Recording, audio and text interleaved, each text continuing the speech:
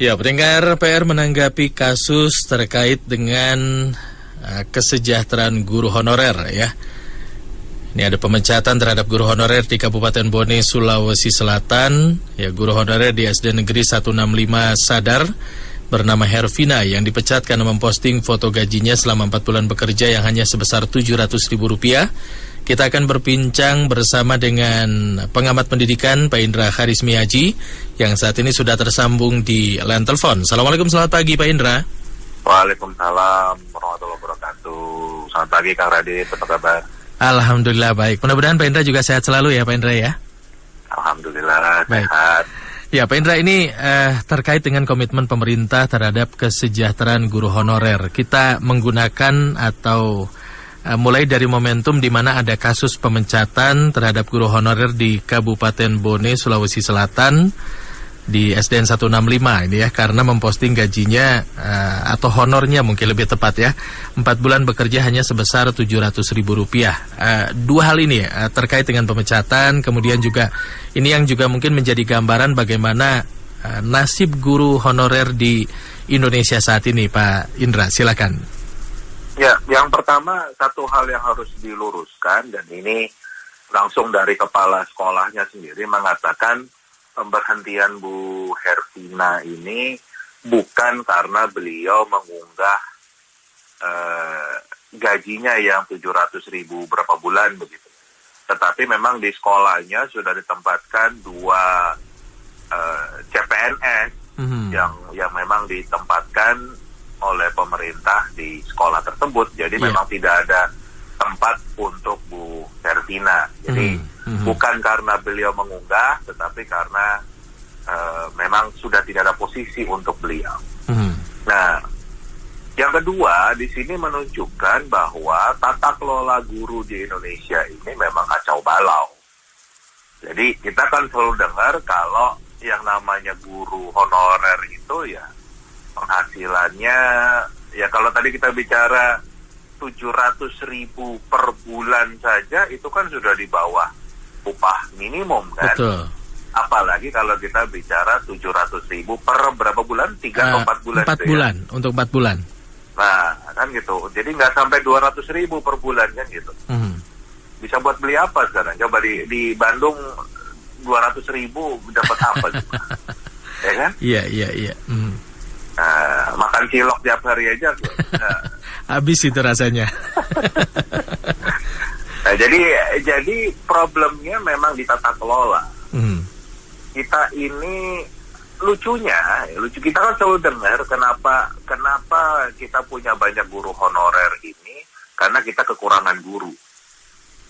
Padahal data Kemendikbud menunjukkan kita kelebihan guru. Lucu nggak kan gitu? Iya. Karena rasio guru kita secara nasional itu 1 banding 14 banding 15 lah. Itu salah satu yang terbanyak di dunia. Kita lebih hebat dari Amerika, kita lebih hebat dari Singapura, lebih hebat dari Inggris, bahkan lebih hebat dari Cina kan begitu. Jadi kalau dari sisi jumlah, berdasarkan ini datanya Kemendikbud ya kan data resmi nih. Jumlah guru kita jauh lebih banyak daripada yang dibutuhkan. Tetapi problemanya selalu adalah distribusinya. Kita tahu banyak guru-guru, kemarin ini saya baru diskusi juga dengan PGRI tentang kondisi ini. Jadi banyak guru yang tadinya honorer mau ditempatkan di daerah 3T. Daerah terpencil begitu. Terus begitu dia diangkat menjadi PNS, minta pindah. Gak mau lagi ditempatkan di 3T kan begitu. Mintanya pindah ke kota. Nah akhirnya yang daerah 3T-nya ini akan selalu kekurangan guru kan begitu. Padahal kalau kita bicara aparat sipil negara, ASN, itu kan sama seperti tentara. Sama seperti polisi. Artinya mereka harus siap ditempatkan dimanapun, di mana memang Indonesia, negara ini membutuhkan posisi tersebut.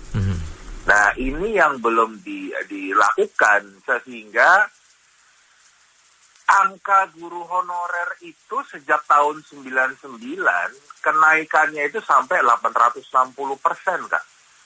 Padahal kenaikan siswanya itu hanya 17%.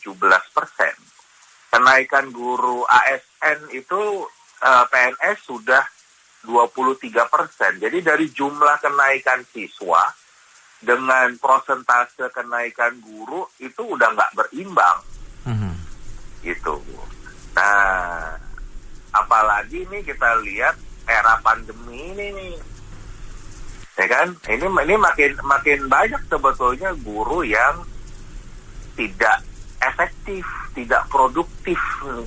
Dari sisi jumlahnya banyak, tapi dari segi efektivitas ngajarnya sangat kurang kan gitu.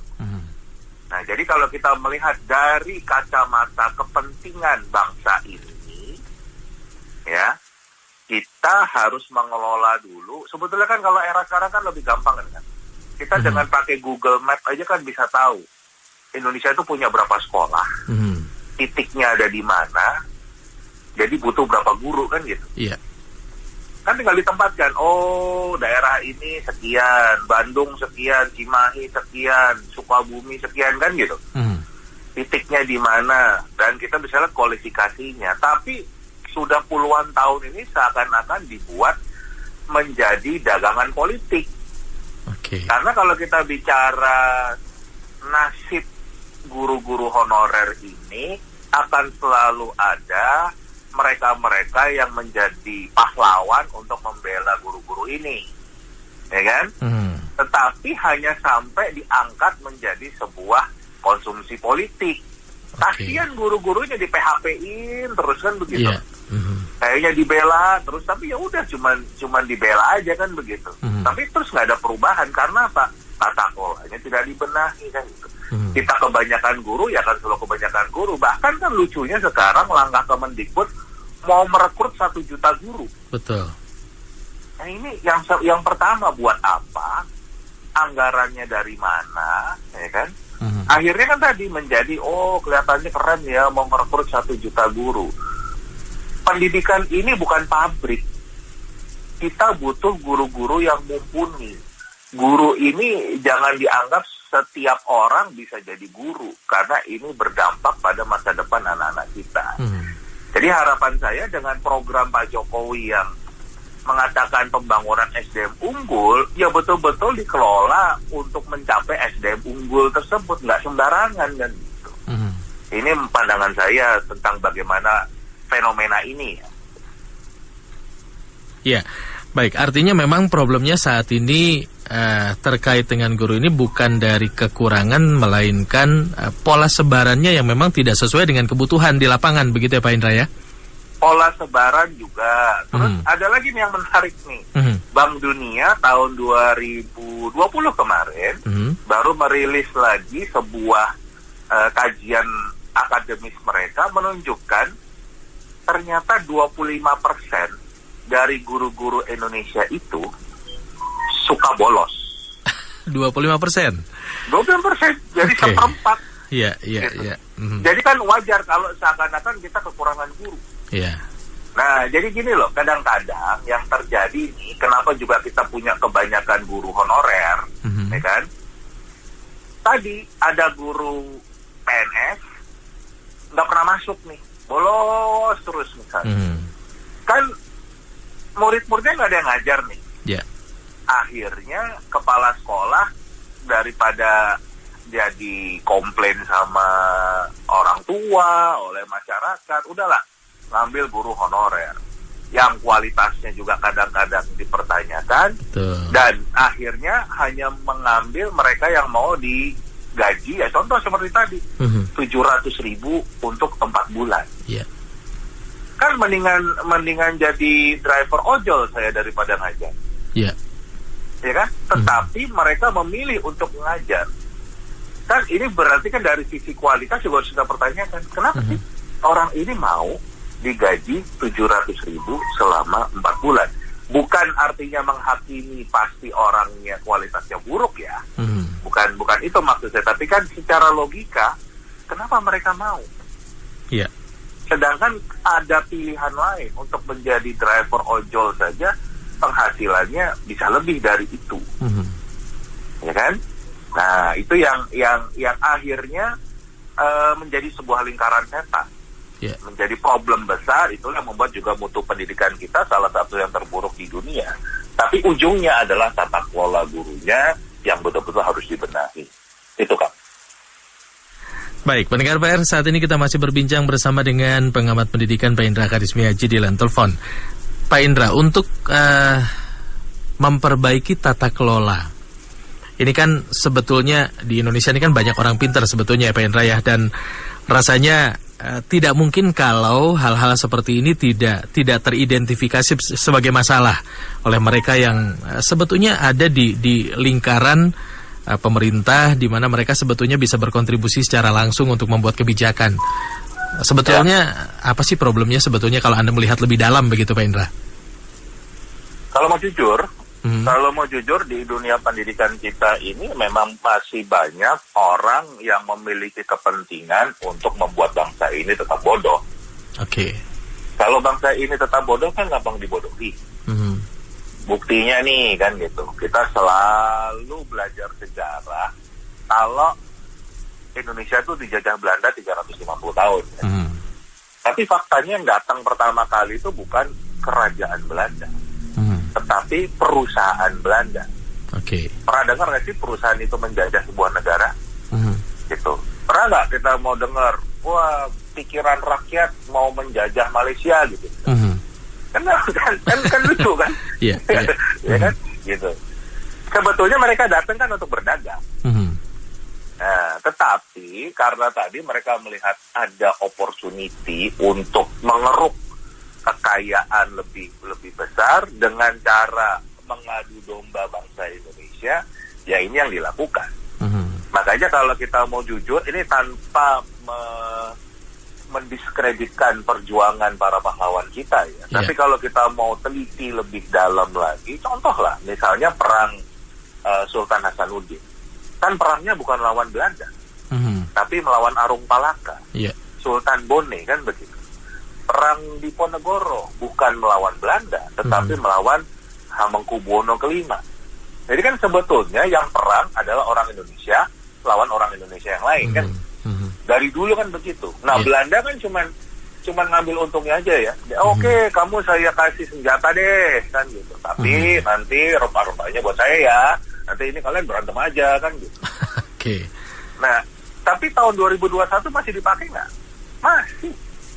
Pola itu, dividen impera itu masih dipakai. Nah itu kan membuktikan kalau bangsa ini belum cerdas kan. Karena dari ratusan tahun yang lalu, politik yang dipakai untuk melemahkan bangsa ini sampai tahun 2021 masih mudah sekali dipakai. Nah berarti kan kita punya sistem pendidikan yang belum sesuai dengan amanat konstitusi, yaitu mencerdaskan bangsa. Bangsa ini belum cerdas. Buktinya kan itu. Nah berarti kan kita harus merevisi sistem pendidikan. Nah ini yang sebetulnya sudah masuk prolegnas untuk merevisi Undang-Undang Sisdiknas, tetapi pemerintah agak lamban nih dalam membuat draftnya, dalam menyusun bagaimana perbaikan supaya menjadikan bangsa yang cerdas. Tadi repotnya menjadi bangsa yang cerdas nggak gampang disuruh-suruh, ya kan? nggak nurut aja kan begitu. Nggak mau dikasih 50.000 terus suruh milih si A jadi kepala daerah lah, jadi legislator lah, kan nggak mau kan gitu. Kenapa saya cuma dikasih 50.000? Emang kamu punya program apa? Kalau orang cerdas kan begitu. Untuk 5 tahun pula ya. Nah kan begitu, untuk 5 tahun pula cuma 50.000 kan berarti setahun 10.000. Gitu. Iya. Baik. Kalau kita mau mulai merevisi atau memperbaiki pendidikan Indonesia, memang ya harus dari undang-undangnya ya Pak Indra ya tentunya. Semua berujung dari sana karena kan konstitusi kita sudah mengamanatkan kalau kita harus membentuk pemerintah yang mencerdaskan kehidupan bangsa. saat ini dari pemerintah Orde Lama sampai era sekarang belum ada pemerintah yang berhasil mencerdaskan kehidupan bangsa. Dan itu ada kajian internasional. Nah, tetapi sayangnya masyarakat juga tidak pernah ada yang menuntut itu kan. Jadi kita butuh malah gerakan masyarakat untuk ayo benahi pendidikan kita. Bayangkan loh, orang internasional, dunia internasional itu memandang Indonesia itu orang-orang yang buta huruf secara fungsi, functionally illiterate, artinya bisa baca tapi nggak ngerti apa yang dibaca. Parah kan? Berarti kan orang Indonesia dianggap nggak bisa belajar. Jadi bohong juga kalau kita punya profesor-profesor, doktor-doktor yang dianggap ilmunya tinggi-tinggi itu, tetapi secara umum orang Indonesia dianggap buta huruf secara fungsi. Nah, kan gitu. Ini kajian internasional yang saya bukan menunjukkan kalau mencari siapa yang salah, tetapi justru kita harus menyadari kondisi kita memang dalam kondisi yang belum cerdas. Ayo sama-sama kita maju, kita cerdaskan bangsa ini demi kepentingan kita bersama juga. Ya kan? Itu, Mas. Ya. Baik, Pak Indra, rasanya saya ingin berbincang lebih lama, apalagi kalau bicara tentang pendidikan yang kalau kita mau berbicara pendidikan tuh kayaknya nggak akan habis-habis ya kalau di Indonesia ya. Betul, karena apalagi kalau kita bicara sekarang nih dengan kondisi pandemi ini, kan udah kelihatan sekali bagaimana lemahnya mutu pendidikan Indonesia kan begitu. Ini yang orang banyak menyebut generation loss, learning loss. Itu benar-benar terjadi karena sekarang di depan mata orang tua bisa ngelihat anaknya nggak belajar apa-apa, anaknya tuh bosen, anaknya gitu. Tapi sebetulnya kalau mereka mau jujur, di dalam kelas juga bosen gitu. Cuman nggak kelihatan aja, dianggap wah semua baik-baik aja di dalam kelas. Guru juga merasa wah di dalam kelas itu anak lebih memperhatikan, padahal enggak, mereka bosen juga. Karena mutu pendidikannya yang buruk gitu. Artinya hanya pindah bosan saja dari kelas ke rumah gitu ya. Nah, bedanya sekarang kelihatan nih, yang ngelihat se Indonesia nih, orang tua ngelihat semua, ternyata anak saya nggak belajar apa-apa. Tapi di dalam kelas juga mereka nggak belajar apa-apa gitu. Oke, baik Pak Indra, menarik sebetulnya, dan mudah-mudahan di lain kesempatan kita bisa berbincang kembali ya Pak Indra ya. Terima kasih banyak atas waktunya berbincang pagi hari ini di PR FM. Selamat beraktivitas dan sehat selalu Pak Indra. Assalamualaikum, selamat pagi. Waalaikumsalam warahmatullahi wabarakatuh. Terima kasih Kang.